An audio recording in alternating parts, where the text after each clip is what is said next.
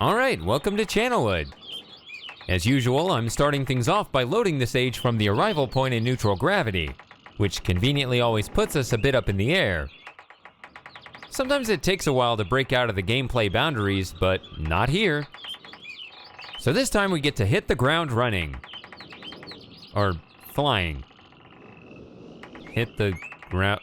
Yeah, that was the worst possible analogy, but you know what I mean. From a technical perspective, the most important thing about Channelwood is that it's such an open world. The main area is by far the largest region in the whole game, and the multi-level maze needs to be visible across long distances to give the player the intended experience. Normally, the developers could save on performance by reducing the draw distance, so not only is one of their preferred methods to speed up the game not available, but the distance itself gives them a tougher starting point. We'll see what they came up with in a second here. Notice the village sounds are playing at this altitude instead of the swamp. Interesting the cutoff is this low. Well, once you step out from under the village, it flip-flops. So I guess we're at just the right height to where the game can't figure it out. The most interesting thing to examine at this height is the windmill, so let's start our explorations there.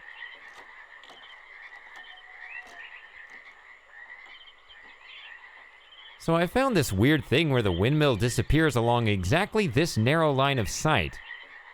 Usually we observe this phenomenon when there's a room in the way that you enter through another angle, but I don't understand this one here.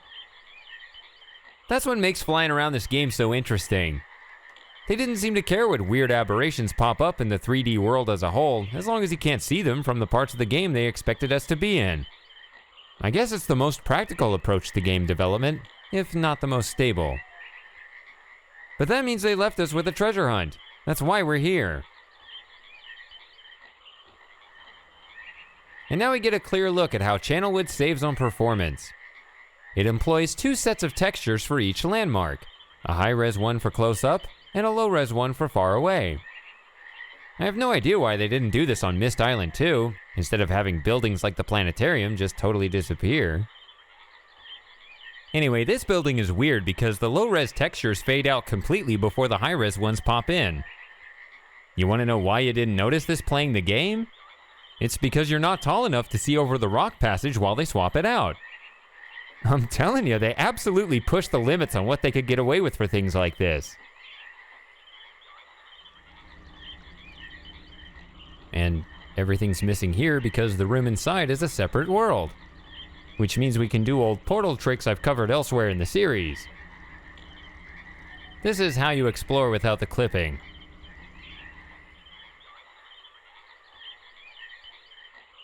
Not much in here, but I guess there are a couple things. The main thing I want to talk about has nothing to do with fly mode, but it is something that had me stumped for a few years. The mouse freezes when I grab this, so it looks like this switch is broken. It's not part of a puzzle or anything important, so I thought it was just a bug. Well, I guess it sort of is. But the reason it's been stuck is I usually have the dead zone turned off in the settings. The dead zone is an invisible rectangle in the middle of the screen inside which the mouse moves freely, and only pans when pushing against the edges. That's how early on this game was in 3D navigation technology. Anyway, it turns out you can only move this switch as long as the mouse is moving inside the dead zone. Originally, the game had no option to turn the dead zone off, so I guess they didn't realize once they put it in that doing so kills this one switch. Oh well, it's worth it. The dead zone is awful. But here's what's funny. When you pull the switch, it slows the flow of water, of course. But you have to face the switch in order to pull it, so visuals outside this view don't actually need to match what you hear, right? Well, now we have fly mode, and also the ability to set a really large dead zone. So only by combining these can we get the perfect angle. And even then it's really hard. But look way up there at the water flow on the upper right corner of the screen. Look at that. It actually slows down a little bit. Of all the times to ensure some kind of environmental consistency. And we're the first ones to witness it. Actually, let's give that a closer look now. Remember in previous episodes how we can bump up in altitude a little bit when we save the game? If we do that a couple times here... Yeah, there's no water in the tank or anything. It shouldn't surprise you when you see it, but it's easy to imagine something could have been here. Anyway, I don't know about you, but I've gotten really tired of these antiquated hacks. Let's go back to the starting point and try something new. Okay, let's try this again. Welcome to Channelwood. I've set it to neutral gravity. We're hovering a bit above the spawning point. We can immediately move outside the walking bounds, and the game has a long draw distance. Oh, did you see that? Okay, I'll do it again. Yeah, I just changed the gravity in real time. You cannot overstate how much of a game changer this is. Well, maybe you can. It is kind of a hassle to set up. But no one cares about that. Let's go check out our new superpowers. Yeah, here's something that'll be way easier now. See that little frog sitting there? It's really easy to miss when playing the game because, number one, it's camouflaged with the walkway. Number two, it jumps in the water as soon as it sees you, and then three, it never comes back after that. But this time, we get to dictate some new terms of engagement.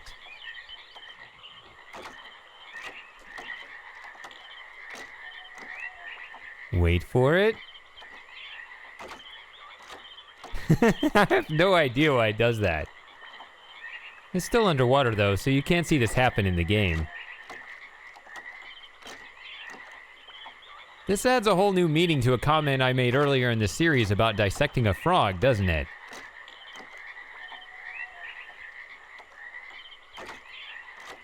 Alright, perhaps you do want to know a little bit about how I'm doing this. Quite simply, I finally figured out how to use Cheat Engine to directly hack into the memory. You can find Cheat Engine tutorials elsewhere that'll tell you how to do it, so I don't want to waste too much time on it. But to summarize it, I first have to figure out which memory cell holds the active gravity value, which is a tedious deduction process you can learn more about in those tutorials. This address changes every time I either load a saved game or link to a different age, which forces me to go through the whole process all over again, so I try to keep that to a minimum. But once I do find the right memory cell, I can set up hotkeys to add and subtract values on the fly. Literally.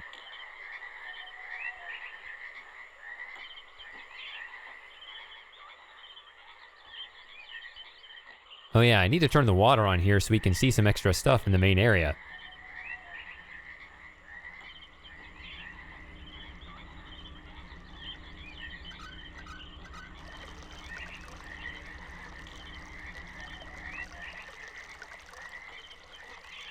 And notice that we still get caught on this snake-like path down the hill, no matter what gravity I set it to. I talked about this kind of thing in part 4. Evidently, when the path becomes a ramp, they tend to put clipping not just below us, but also above us. Maybe gravity alone just doesn't handle the incline well, I don't know. So even though I'm hitting the hotkeys, it doesn't have any effect. At least not until I step outside this path. Yeah, whoa, I didn't mean to do it quite that.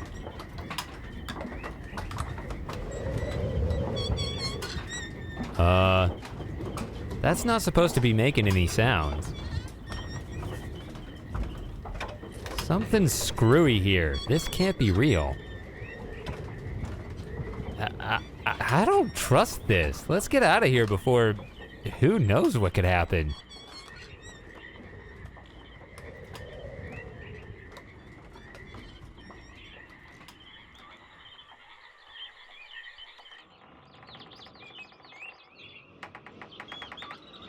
And this is another way they cut corners. The underside of most of the floor isn't visible. See, there's actually supposed to be a lot more of it. But shady, you might say. There have to be visible wood textures on the underside because obviously you can look up at it from the lower level, right? Ah, but I told you. Many textures have both a high and low-res version depending on how far away you are. So in this case, they only needed the one for far away. Interesting, the Switch's faraway version stands out more than the close-up one did. Alright, we're back at the water level, so like I said, I gotta tend to some chores with the water flow. Don't worry, there's not much to do.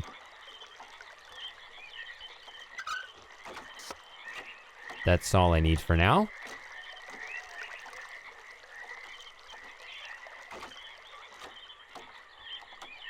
And down here we can see how they made inverted copies of everything under the water to try to give it a reflection effect. I talked about this briefly in the Stone Ship Age, but it looks so weird there I couldn't even tell that's what they were trying to do. Obviously they don't have to duplicate the entirety of the trees to get the job done. It's probably out of line for me to question the puzzle design, but I always thought the pipe switches were too close to already being solved when you first arrived. This is already ready. But now we can investigate it better. Look under the water once I pull this.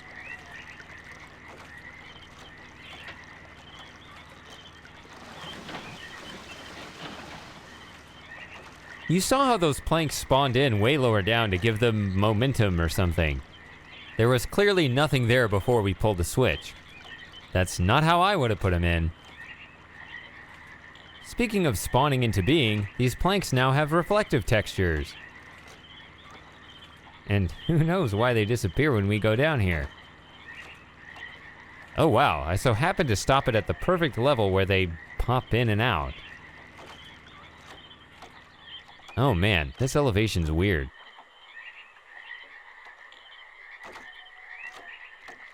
You know, I wonder if we're finally low enough for the draw distance to kick in looking up. No, I still see the third level.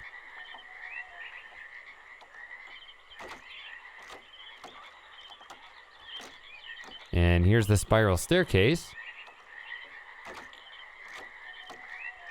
Okay, this has got to be a bug. For some reason, the high-res stair reflection goes away when I get closer. I guess they flipped an inequality.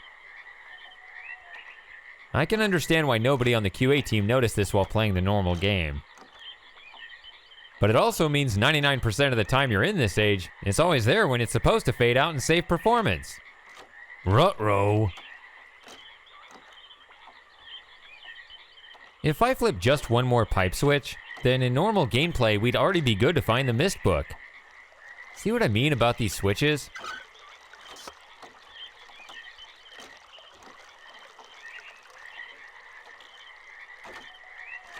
Oh yeah, this one's gonna be fun. I bet you've always wanted to do this. Glug, glug, glug, glug, glug, glug, glug.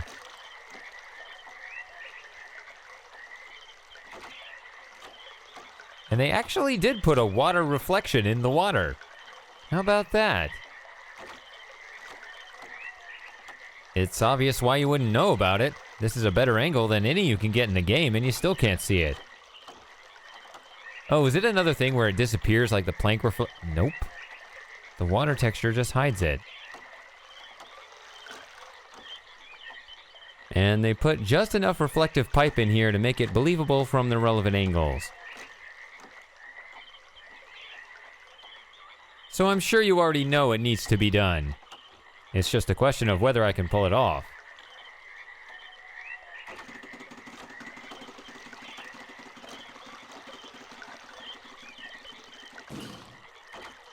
Good enough.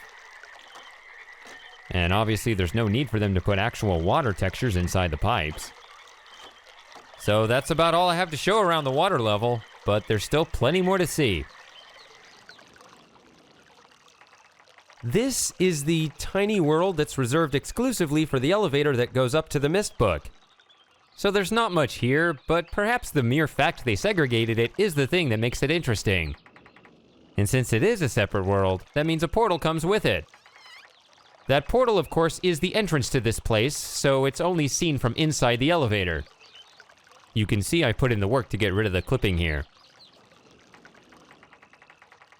Obviously, I don't want to touch the portal, but check this out.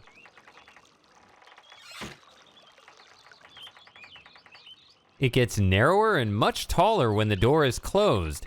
Can you figure out why? Feel free to pause the video if you want to think about it.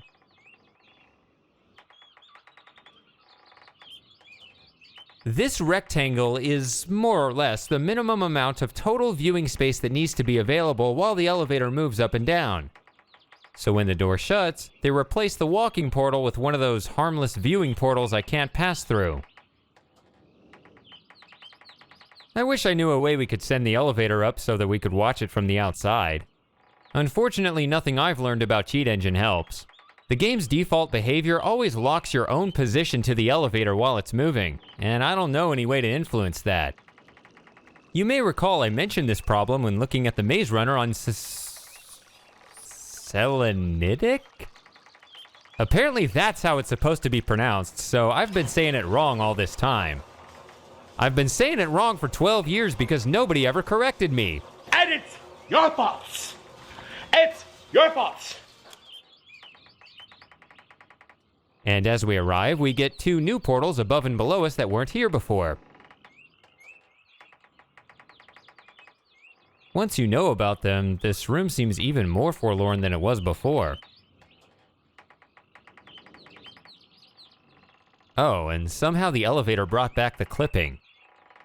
So there's nothing more to be done here. Or is there? What exactly has changed in this room compared to the last clip? Besides the obvious, I mean. Well, fundamentally, these openings are no longer portals because, although we're at the same coordinates, we're now visiting them from within the main outside area.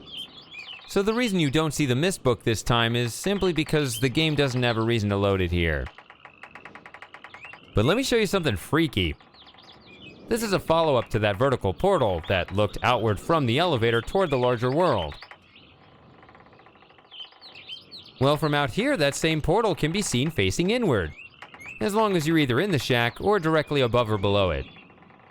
That portal shows the other world regardless of how close or far away stuff is. So if we look at it from in here, there it is! I can't grab it though because it's in the other world.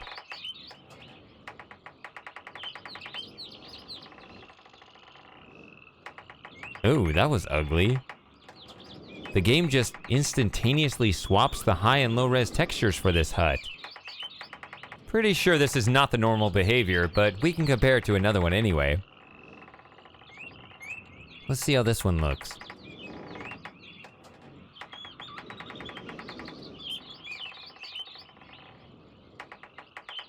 Yeah, that one made some kind of attempt at a crossfade this time.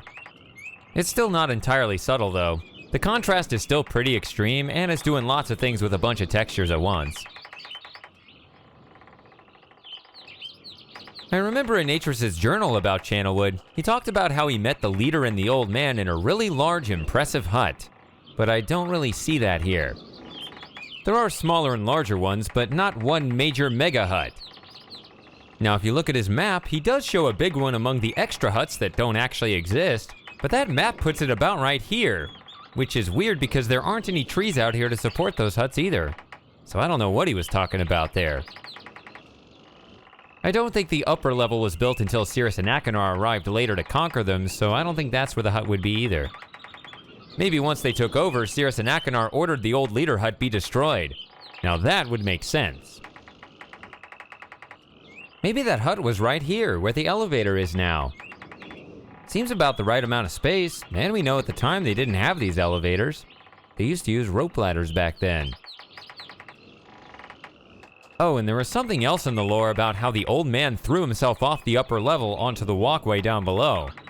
It was some creepy, almost ritualistic suicide the tree dwellers seemed to already know he was going to do. Now that would be impressive if he took out that whole chunk of the path when he fell on it, but I guess we can simulate our own Wile E. Coyote moment here.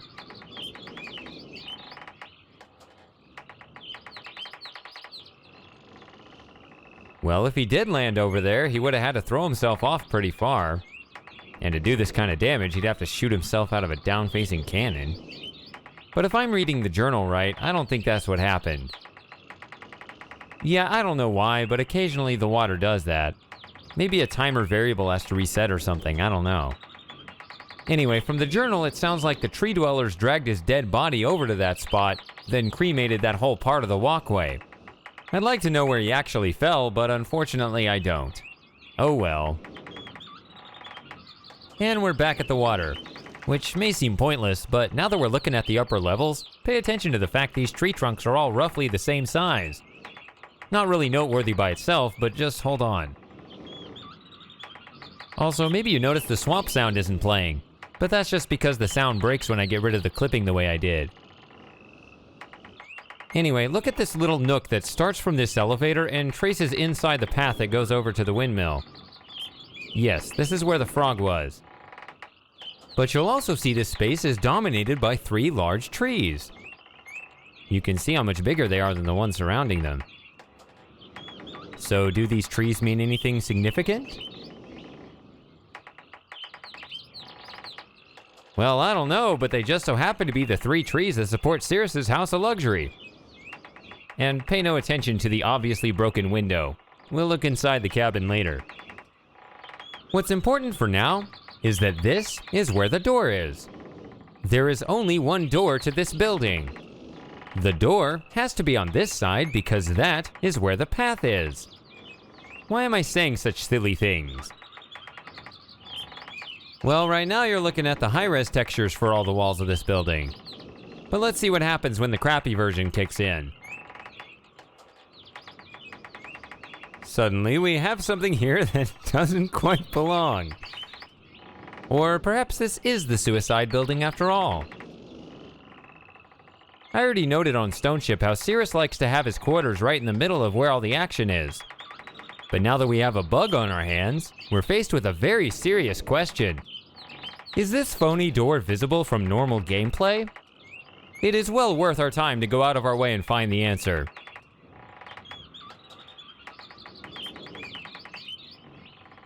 Happily, it turns out that yes, it does appear right there in all its glory. However, I acknowledge we may only be able to see that far clearly thanks to the high resolution I'm now able to run the game at. 1920 by 1440 was certainly not available on any machine I was aware of in 2000.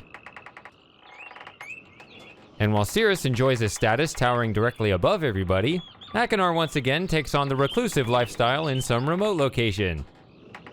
He's nowhere close to Sirrus, or the village, or the water pathways, or the windmill, or anything. He may even start to test the draw distance here. And just like with Sirrus, Akinar's dwelling is supported by 3 trees. It's a subtle detail that actually makes sense when you think about it. The trees were already here long before the constructions, so these are what restricted their building options. In simple terms, 3 points make a plane, so that's what they had to work with.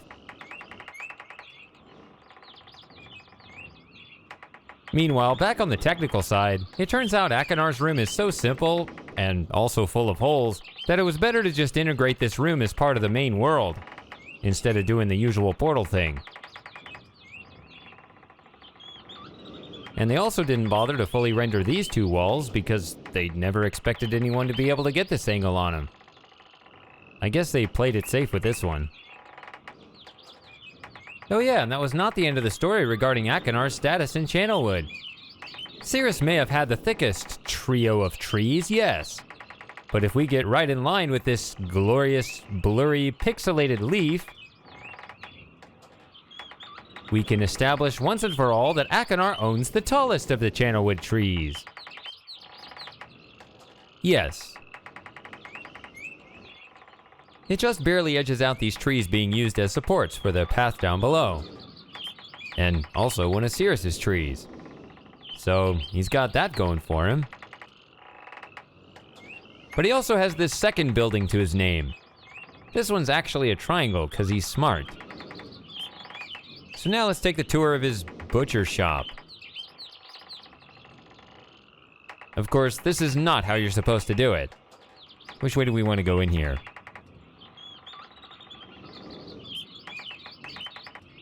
Wait, what?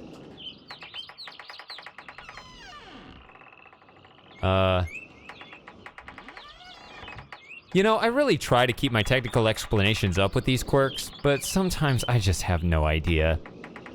I thought I would just forget the door there. And this is yet another separate world, so now we do this. Unfortunately, the sound is still broken, so we don't get the music, and the birds are still too damn loud. They're too loud as a general bug on Channelwood anyway, but they should at least turn down now. Also, the video clip wouldn't have played even if we did go through the front door. The only way to get it would fix the clipping, which I'm not gonna do. There's not a whole lot in here, but probably the most curious thing is this glow effect from the sunlight. It's funny because the sun isn't that bright when we are outside. Anyway, I don't really know how they work, so all I can really do is get real close so you can get a good look at them.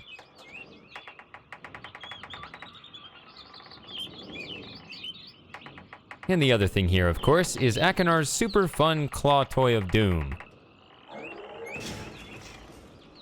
It serves dinner with the movie. Finally get to see what's in here. The two blades look fused together when they touch down here. There's an extra floor texture down here too. I guess in case you're able to peer into it from above. But I haven't been able to do that. Man, this would have been a nightmare to try to get a good look at using the old controls. Can you imagine trying to find the perfect spot to save the game so that you bump up into the right... Wait, I shouldn't have...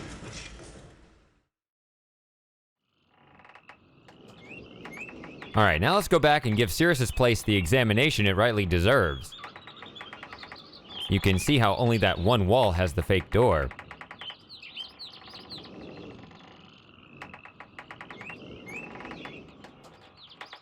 He really does have a nice view of everything from this vantage point.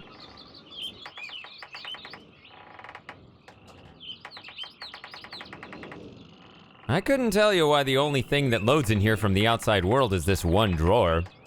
Or why it's black. Does it have to do with the fact the red page is kept in here? Your guess is as good as mine.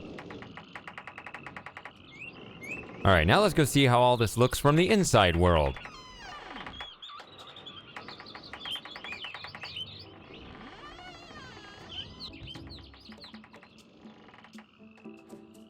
Oh, that's right. My gravity hotkeys don't work in here, so now we're kind of stuck. Ooh, that wasn't me. Yeah, so many rooms put their gravity value in a separate memory cell, so it's now outside the scope of the hotkeys. I would have looked for this cell ahead of time, but the game assigns a new location for it every time the door opens. Makes you wonder if the whole reason we always seem to leap in the air every time we open a door is just poor memory management. Whatever, I'm not here to be a house pet.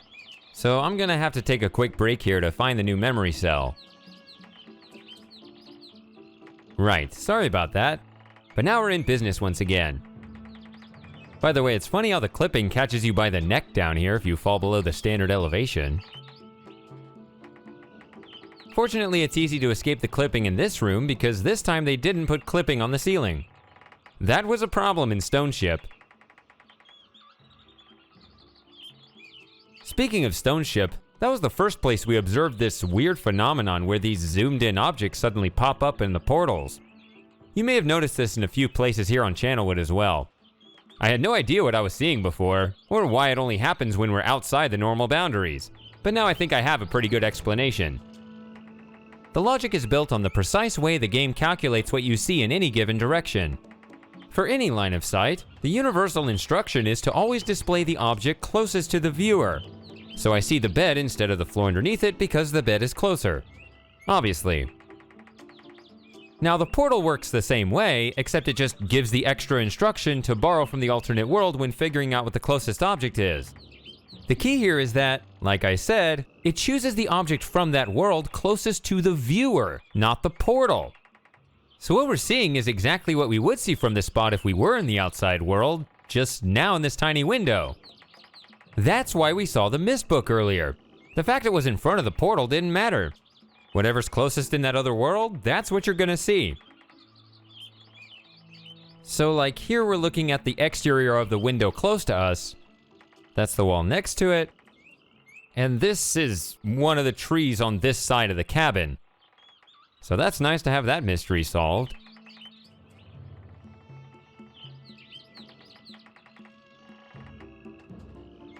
And this dark texture is what they put in front of the portal to give the window a faded look. That's nice.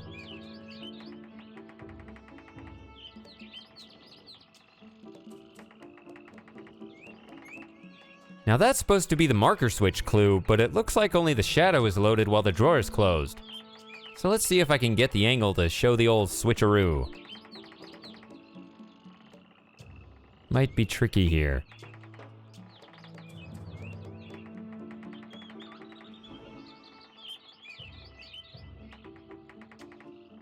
Ain't this great?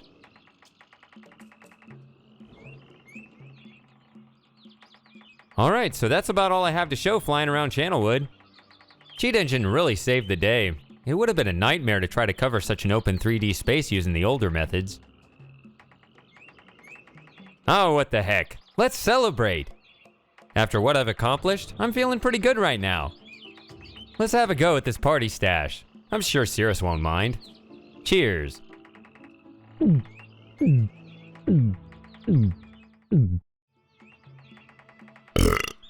Ah, yes, it's the good stuff. Oh man, I'm gonna have a real hard time getting home now. Let's try it anyway. No, but seriously, this is a real thing in the game.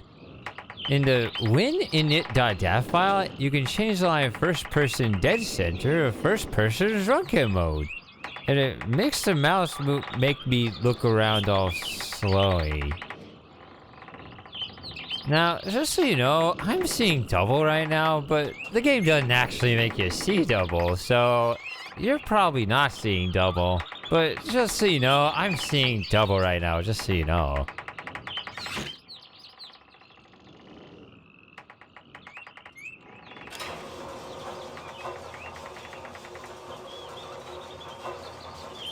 You ever taken time out of your day just to look at the ceiling?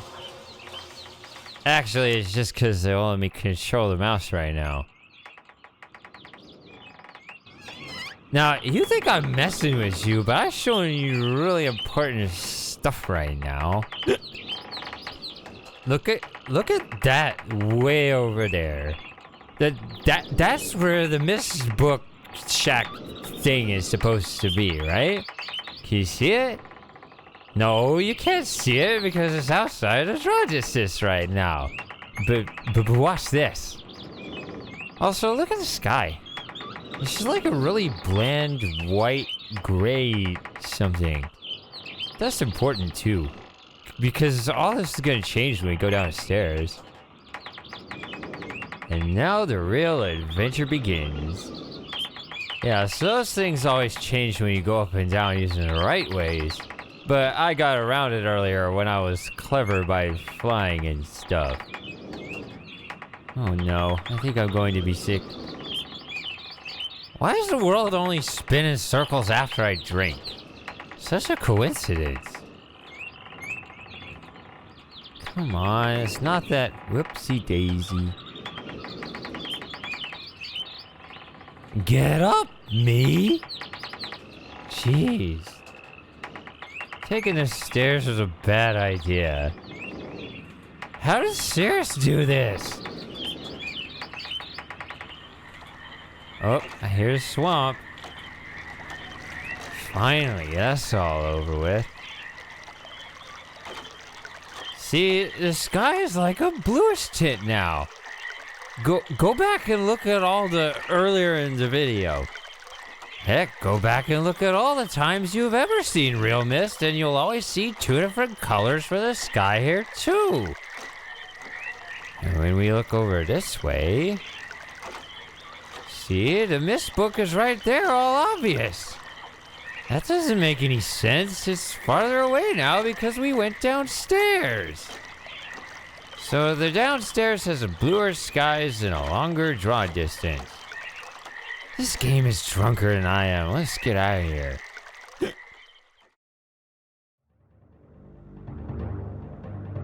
Ah, my friend. You've returned. And the page, did you bring the page? Psych! We lucked out. Had there been clipping on the ceiling, it would have ruined all our opportunities here. Since this is the only room in this world, there are no portals, and thus we can't remove the clipping. But to clarify, I never truly remove the clipping. I just trick the game into loading the clipping from the wrong room so it's out of our way. So to be more precise, because there are no other rooms here, there's no alternate clipping to borrow from. And what is with this weird floating shadow right here in the middle of the room? There doesn't seem to be anything attached to it. And there's nothing on the gameplay side, so I guess just chalk it up to another part of that treasure hunt I talked about at the beginning.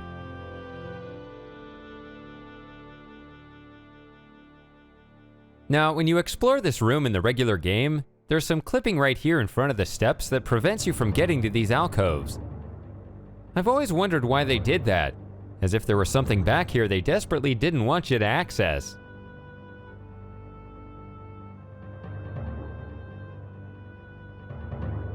But it turns out they did put a second layer of clipping here too anyway. In my opinion, they should have let you stand here. They let you do it in Myst 5.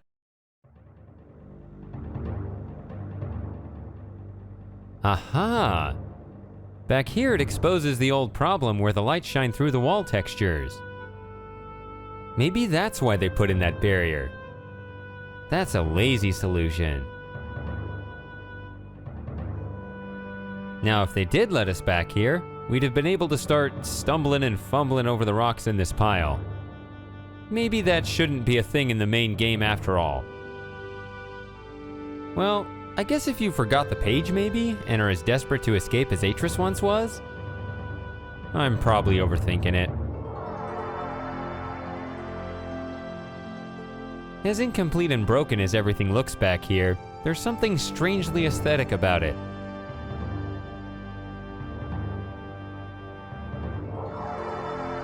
Okay, obviously Atris is the most unique feature in this tiny and otherwise relatively plain universe.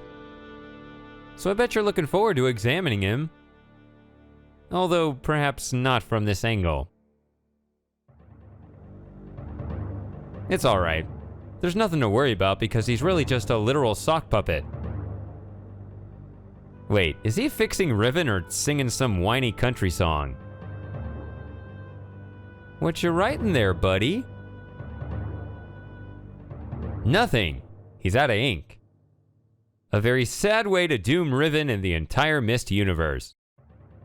No ink, no Riven, no Catherine, no Yesha, no Uru, no story.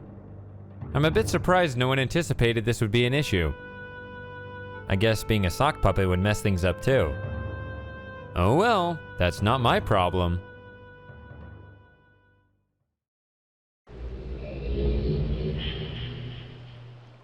And here we are, in the final age to explore. Of course, I'm starting out by once again linking here in zero gravity, because there's no way I'm abandoning tradition at this point, outdated as it may be. The Rime Age was the one age invented during the development of this original 3D remake of Myst. This gave them the freedom to test the limits of the technology in the ways they wanted. Rime was clearly inspired by the topography check from the 4-chamber imager on Myst Island. So 3D rendering is explicitly featured here. This dovetails nicely into what we're doing here anyway, doesn't it? Unfortunately, as nice as everything looks from here, there's not a whole lot we can reach from this elevation. Well, I guess we do have this little flame here. That's fairly unique, I suppose.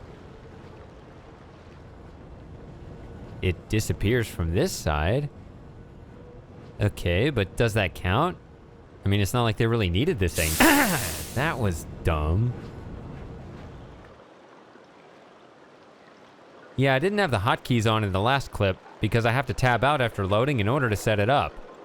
Which I didn't do that time since I linked straight in.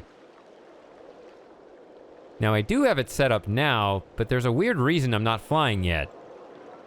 For some reason, if I fly right away, the whales in the water never show up. I don't know how they could tell, but that was the only consistent pattern I noticed. Yeah, there they are. Let's go.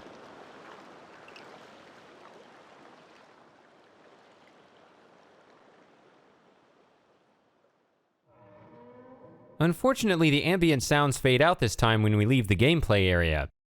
So I apologize for the relatively dead air during this tour. Now when these whales do show up, which is every time you don't use a fly hack, I guess. They patrol around the island in a fixed loop. It's like a menacing way to ensure visitors are kept from ever leaving the area. Now that I think about it, it reminds me of that giant Grell creature in Space Quest 1. It completely encircles the area you're supposed to explore. No matter what direction you go, take just one step on the next screen, and before you can react, its teeth have sunk through all your internal organs. I mean, really? Of course, realMYST didn't put that feature in. But they could have. If you thought these guys would be fully fledged 3D objects, you'd be wrong. That's total overkill for the distance and angles they needed for the game.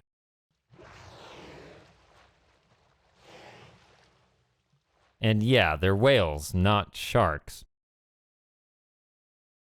And the texture that rises out of the water is completely separate from the shapes that swim underneath. So at this point, I think I'm just ruining it. So now let's move on to these towers while we're out here. These reflection textures don't leave a good first impression. If this is what they look like under the high quality setting, I'd hate to see what the low quality ones look like.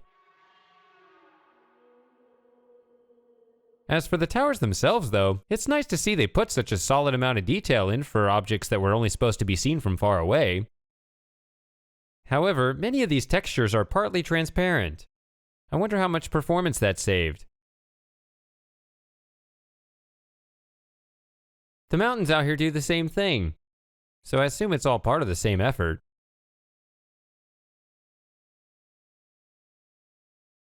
Now, we've seen these glowing circles for lights in other places before, such as the underwater stone ship lamps.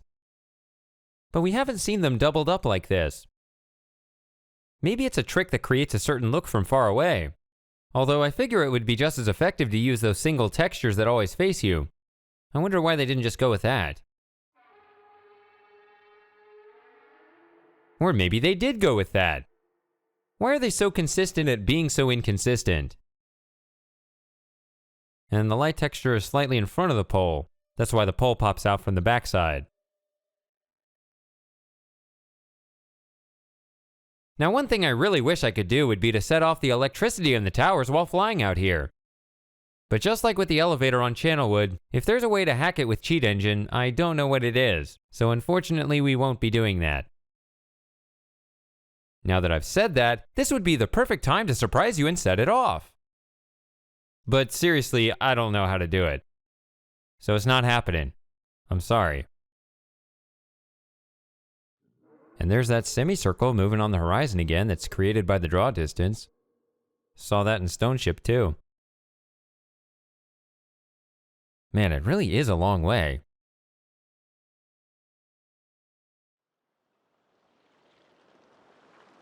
And it's nice to hear all the sounds again. If it were the overbearing sounds on Channelwood though, it would be a different story. Well, look at this. The reflections for different objects are on different levels. Explain that one to me.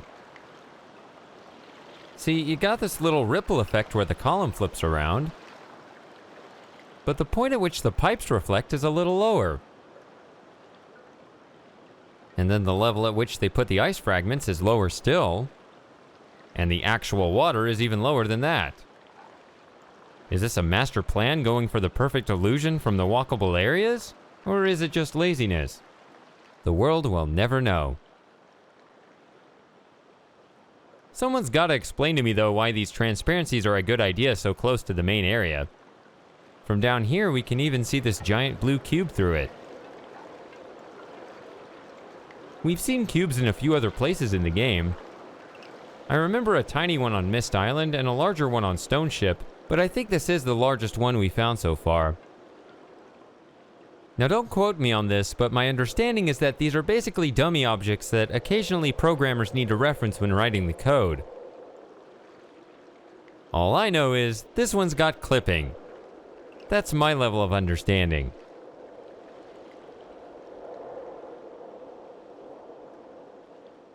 I don't want to get stuck in the main area for obvious reasons. But if you peek through here, you can see this is the wall where the door to the next passage starts. But if we follow that, the outside doesn't seem to respect that fact.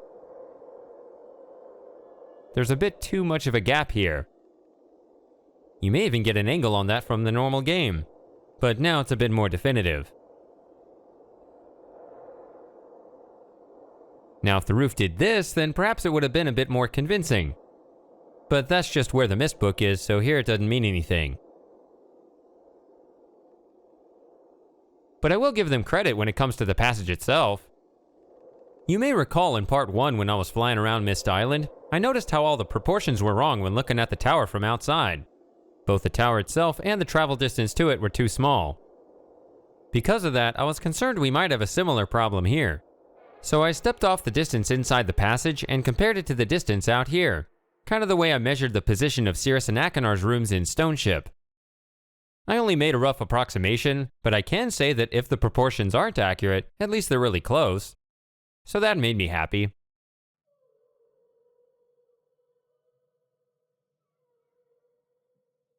So this should be the actual position where the lightning console would be when you visit via the elevator. Sorry, no, it's not here now. On that view, the game zooms in a bit, which distorts the image, so it's not a fair comparison to try to prove it that way. And I remember this tower gets cut off, so no one's ever seen it in its true glory. That glare's pretty annoying. That whole light is replaced by something else when you get here the right way.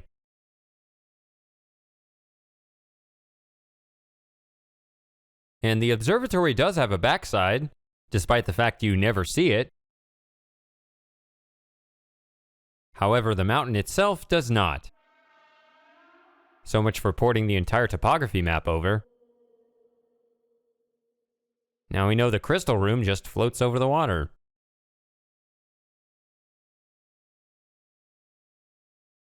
Yeah, that looks like about all there is to see out here. Let's go inside. I'm cold. Alright, this room has the puzzle where you have to open the frozen door. Now, even though I already got rid of the clipping, we're still going to have to open it because that's the only way it'll load the portal. The room itself also has both a frozen and unfrozen state.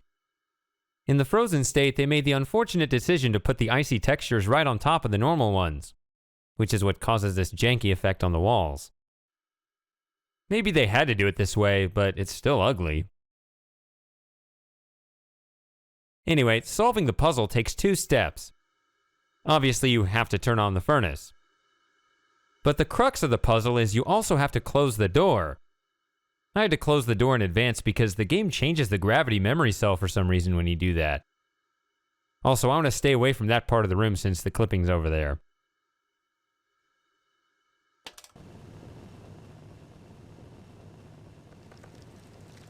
In realMYST Masterpiece, they had the door shut automatically, which ruined the whole puzzle like they did with so many others, but I don't want to get started on that.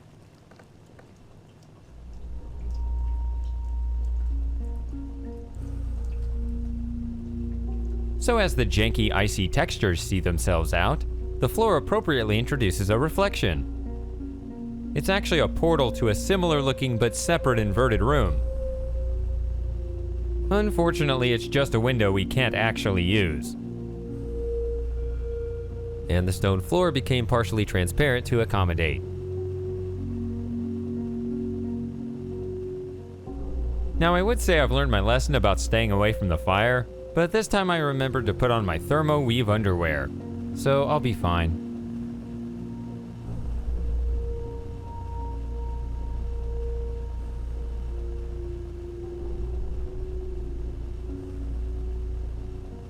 Alright, now let's get going down that passage.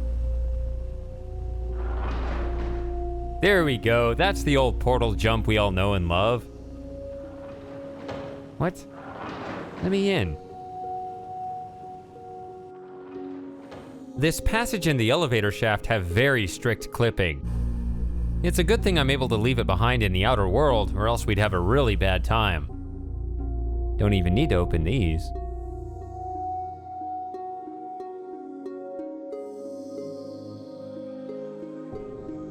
Unfortunately though, the buttons only function when the clipping's here. That actually does present an issue because the game doesn't load all the portals at once. As you may know, the elevator lies in the middle of this lower passageway that goes from the furnace room to the crystal room. But the game doesn't see it that way. It sees the elevator shaft as a separate room. So it has the portal to the furnace passageway open, but it doesn't see a reason to load the crystal passage right now, so we can't get in there. And here are a couple more cubes. No idea what these are for. These don't have clipping at the moment, but neither does anything else, so I can't say that's the case officially. Now, at a distance, the elevator fades out prematurely and is replaced by this white rectangle. I think it's to give it a certain look behind the elevator doors, if we look at it from the other side.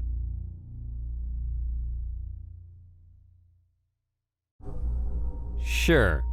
Okay, I guess. Now let's go to the top of the elevator shaft. No reason to pass up that opportunity. But unfortunately, the portals aren't loaded up here either. So instead we get to just gaze at these gaping holes. The curved arch is the one that's supposed to lead to the study, and the rectangular one would have opened out to the outer world. It still drags me into that fixed focal point though, as if everything were here, but nothing actually loads. If you've been paying close attention throughout the whole series, you might be able to predict a problem here. That's right, I can't leave! Ta-da! I did it! I got stuck at a fixed node due to the flying hack again. This has now happened exactly once in every single episode, and the theme is now complete. I was worried I wouldn't find one for a moment and a half there.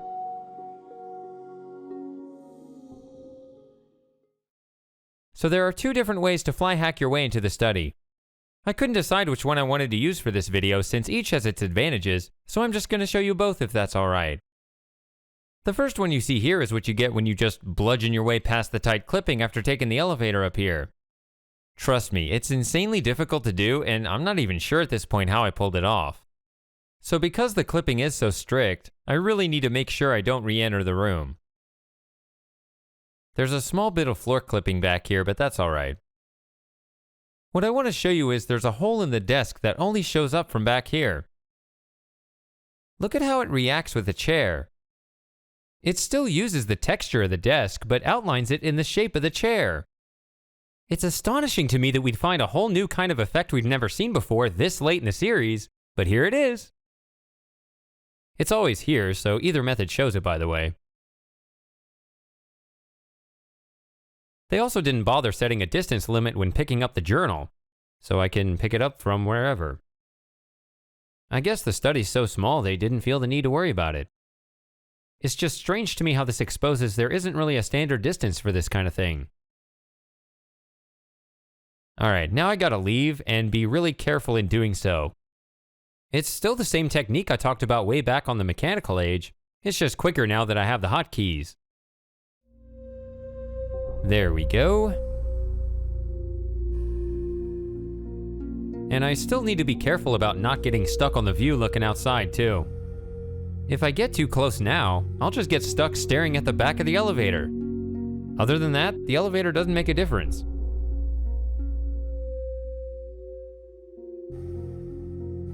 And down here at the bottom of the shaft, they've now swapped out the textures for some darker ones. Go back and look, they were lighter before. This is fascinating to me because if these only show when the elevator's on the top level, then there's no way to see these in the game. So why do they bother making these? And this time it's loaded the other portal, now that the elevator's facing the other way, I guess. And these are the same cubes we saw before. But now they have clipping.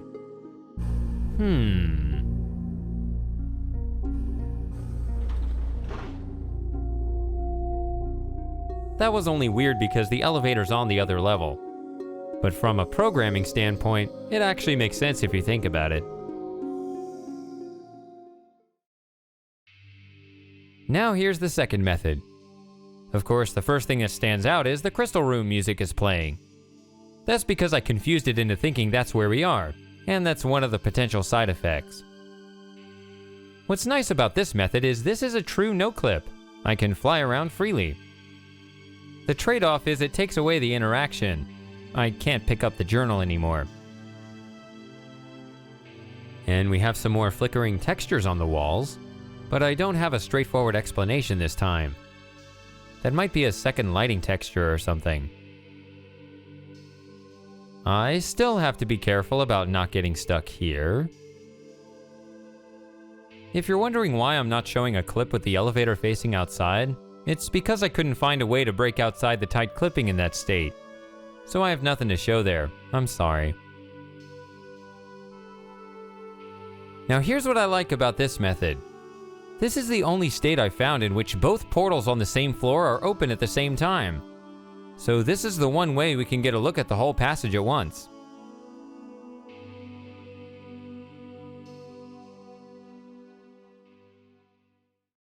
But the music stops in this section. That's okay, it's not supposed to play here anyway. Although it also wasn't supposed to play upstairs either. Whatever, blame the spaghetti code. So this second method takes out the clipping in all these rooms by leaving it behind in the crystal room. Hence the music. So now that I want to fly around in there, I'm gonna have to switch it out. First I step in here, then step back out here. Now it puts the clipping in this room, and since there's clipping on the ceiling, I'm lucky to escape thanks to this gap in the clipping above the doorway. Then in order to escape to the next room and not take the clipping with me, I just need to stand inside the portal without passing through it. So yeah, the portal is down here at the base of the stairs. This may seem a bit unexpected since the door is up here. Notice something? Yeah, there's no portal jump, because this isn't where the portal is. So the stairway and the viewer are all part of the same room. Although when the door shuts, we do get that old familiar collage effect where it starts taking chunks out of this view. It's a bit odd considering this usually happens between different rooms. Maybe it's to ensure the lights don't shine through the walls or something like that. Alright, what do you want to see in here? It's basically just another room with more Tinker Toys and knickknacks. And the walls are getting even more egregious. I don't know what's going on. Nah, the only thing to see in here is the crystal viewer, of course. But it will probably be more interesting if we put in a combination first.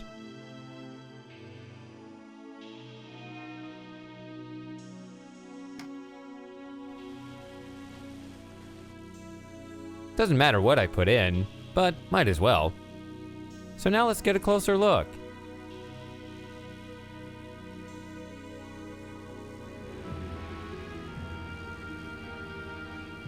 Man, I think I'm starting to take this cheat engine hack for granted. Imagine what I might have found on the other ages had I known about it earlier. Nah, don't think about it, Shady. You made the best out of what you knew you had. But yeah, I can't help but think about it a little bit because I need to get to a precise elevation here. This contraption pins the book to this geode, covering part of the book.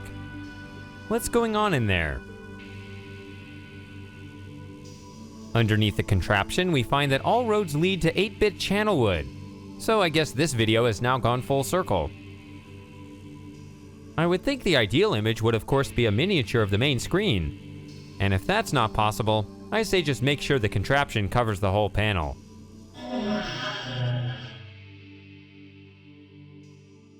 Oh, that's right. They turn off the machine just 1 minute after stepping away. That's a weird trigger, and not enough time. I'm not a fan. Look at me!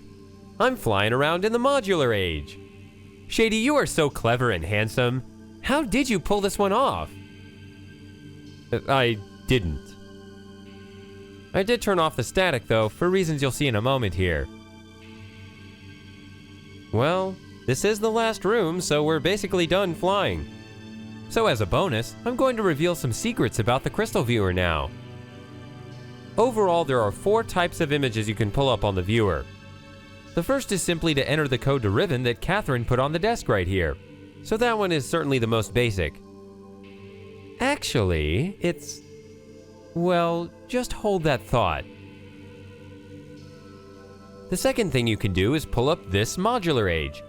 As long as the shapes are correct, the age will always show. The colors will simply change its attributes. I covered the details in my Let's Play series of this game, so you can hear more about it there.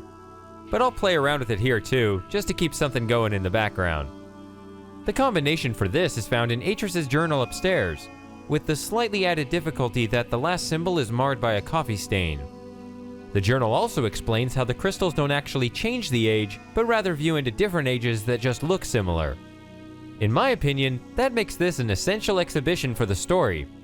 Therefore, of course, realMYST Masterpiece removed it completely. Oh yeah, I said I wouldn't get into that.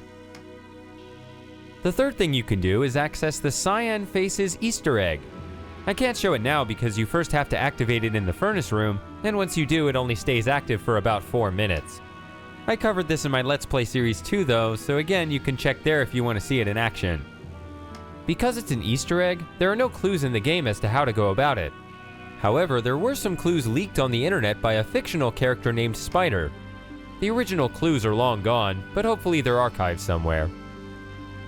The reason I bring all this up is how it all ties into the fourth category. I didn't cover this one in the Let's Play series because I wasn't aware of it, and it's no wonder because it's the toughest one to crack. There are no clues in the game for it, and to my knowledge there were never any spider leaks or anything like that either. Maybe there was supposed to be at some point, but perhaps they abandoned it, or forgot or something. So the only way people could discover it was by hacking into the game, which is why I find this topic perfectly fitting for this series. But even when you do look in the resources, it doesn't immediately present itself. You see, by comparison, the face egg is easy to find. Just open up the file named cyanegg.avi and the 32 frames in that movie file are the 32 pictures in the Easter egg. Although if you pay really close attention, one of these frames plays out of order in the game. However, no such obvious resource exists for this final set of images. Instead, all we have are the 2 mysterious files Huevo.avi and Vika.avi, which appear to be comprised of frames with just random RGB noise. If I were the one investigating this, I would have stopped here and found something else to do. But there certainly is more going on here. Take the last 2 frames in Huevo as an example. If you simply overlap them and take the difference of their relative RGB values pixel by pixel, you get something akin to the Riven image. It's not quite accurate because this isn't the right algorithm, but it's enough to know it is on the right track. So the Riven image is calculated in the game using these frames somehow, which means everyone's been looking at a Huevo egg this whole time without realizing it. Yes, Huevo means egg, I know. But there are a lot more frames in those files, and thus a lot more images to see. Lucky for us, a hacker dug in the memory and managed to read off all the crystal combinations for them, so we don't even have to crack the pixel algorithm after all.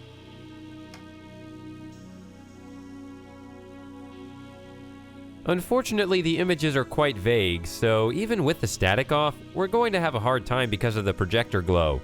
So knowing the pixel algorithm would still be nice.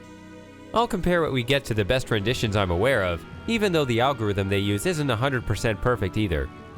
It's up to you to determine what these images are supposed to be, but some definitely resemble Uru, which is interesting since this game came out a few years before. So without further ado, let's look at some huevos!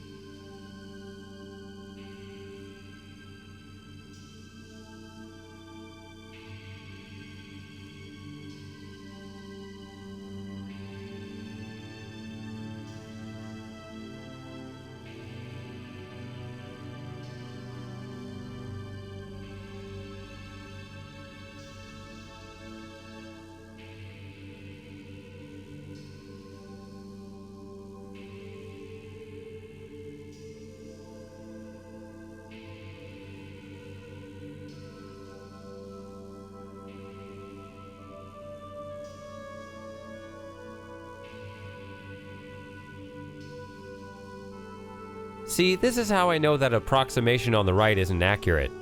The reason it doesn't have an image for number 18 is because it's been subtracting frame 18 in the original AVI file from the other frames. So subtracting it from itself here just yields a black screen. So although there's no explicit rendition for this image, we've been seeing a ghost of it superimposed on top of some of the other images. Anyway, let's continue.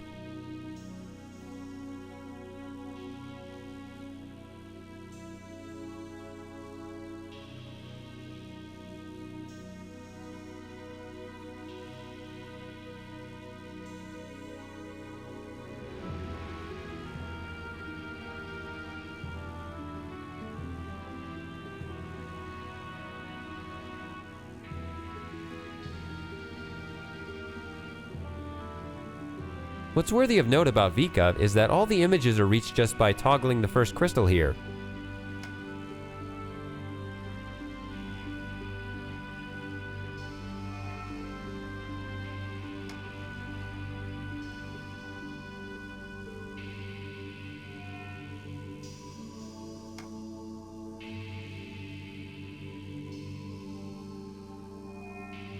Four and 5 are actually the same, which makes me wonder if they left something out.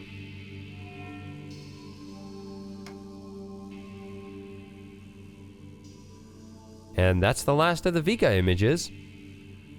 That means that's all I have to show for this video, and thus we've reached the conclusion of the Fly Mode series.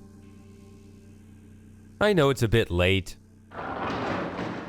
There have been not one, but 2 re-releases of Myst since I started this series, and Cyan doesn't even want to acknowledge this version exists anymore. So I'm happy you stuck with me to the end after such a long wait. Some people have asked me if I'm going to make similar videos for realMYST Masterpiece or another game, but as of now, I really don't have the inclination. This was supposed to be a simple side gimmick that blew up into a much bigger endeavor than I first anticipated. My closing remarks for the other videos have aged very badly. Don't get me wrong, I have no regrets taking this project as seriously as I did. I just don't want to go through it again anytime soon, even if the hacking methods for other games are easier to navigate. Maybe I'll fly hack other games in a casual stream or something, but that's about it. The reason is I've shifted my priorities. I don't want to split my attention between multiple projects anymore, and I have much more appealing ideas for future projects than more flying. I'll talk about them in the upcoming episodes of the Shady Paradox Files. Anyway, there's nothing more to show here, so thanks for watching my fly-around tour of realMYST, and I hope to see you again on whatever journey we take on next.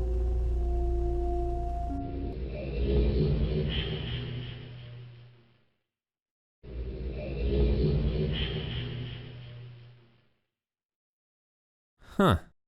That's strange. Why is this passage broken? I didn't need any hacks to show the Huevo stuff, so it can't be my fault.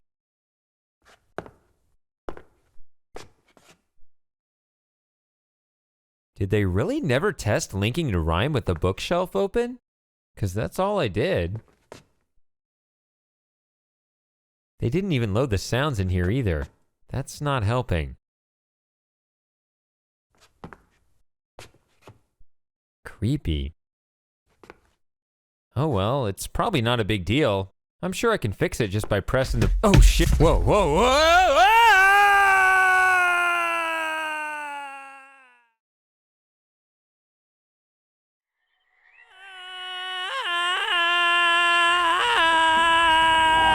Whoa! Whoa! Huh? No, no, no!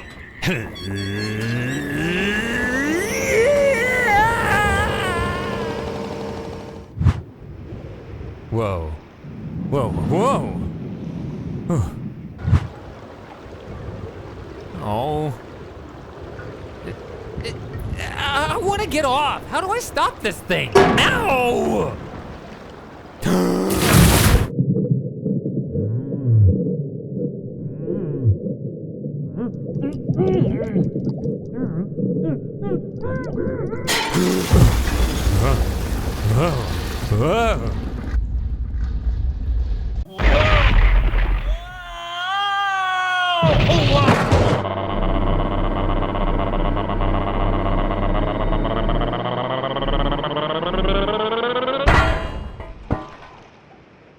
Oh no.